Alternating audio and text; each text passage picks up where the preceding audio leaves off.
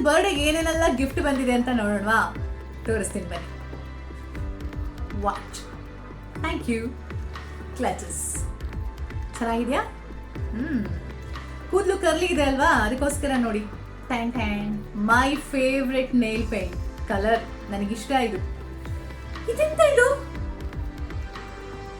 Bottle, ಬರೀ bottle ಅಲ್ಲ, bottle ಒಳಗಡೆ ನೀರು ತುಂಬಿಕೊಂಡಿದೆ. ಒಂದ್ ಬಾಟಲ್ ವಾಟರ್ ಅಂತಂದ್ರೆ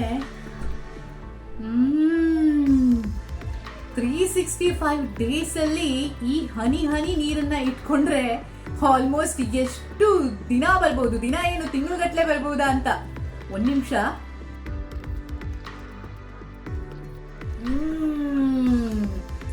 ಥ್ಯಾಂಕ್ ಯು ಸೋ ಮಚ್. ನೀರನ್ನ ಕೊಟ್ಟವರೇ ಸುಖೀ ಭವ. ನನ್ಗೆ ಇಮ್ಯಾಜಿನ್ ಮಾಡೋದಕ್ಕೂ ಸಾಧ್ಯ ಆಗ್ತಾ ಇಲ್ಲ.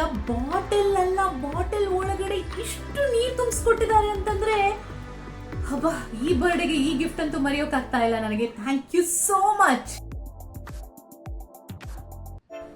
ನಂಗೊತ್ತು ನೀವೇನ್ ಯೋಚನೆ ಮಾಡ್ತಾ ಇದ್ದೀರಾ ಅಂತ, ಈ ನಯನಂಗೆ ಏನಾಯ್ತು ಅಂತ ಅಲ್ವಾ? ನಾನ್ ನಿಮ್ಗೆ ತೋರಿಸ್ತಾ ಇದ್ದಿದ್ದು 2050 ಸಿಚುವೇಶನ್.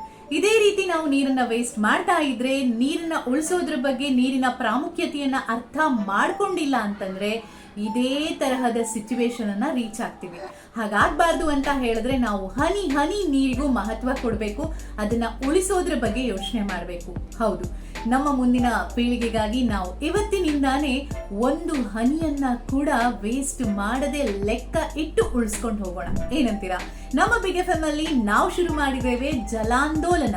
ಹೌದು, ಈ ಹೊಸ ಚಳುವಳಿ ನೀರನ್ನ ಉಳಿಸೋದಕ್ಕೆ ಬೇಕಾದಂತಹ ಟೆಕ್ನಿಕ್ಸ್, ನೀರಿನ ಮಹತ್ವದ ಬಗ್ಗೆ ತಿಳಿಸಿಕೊಡುವಂತಹ ಎಲ್ಲ ಪ್ರಯತ್ನಗಳನ್ನ ಮಾಡ್ತಾ ಇದೆ.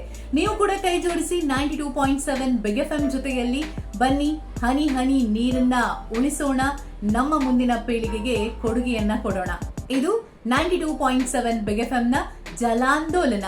ನೋಡ್ತಾ ಇರಿ, ಕೇಳ್ತಾ ಇರಿ 92.7 ಬಿಗ್ ಎಫ್ಎಂ. ಯೋಚನೆ ಯಾಕೆ, ಚೇಂಜ್ ಓಕೆ.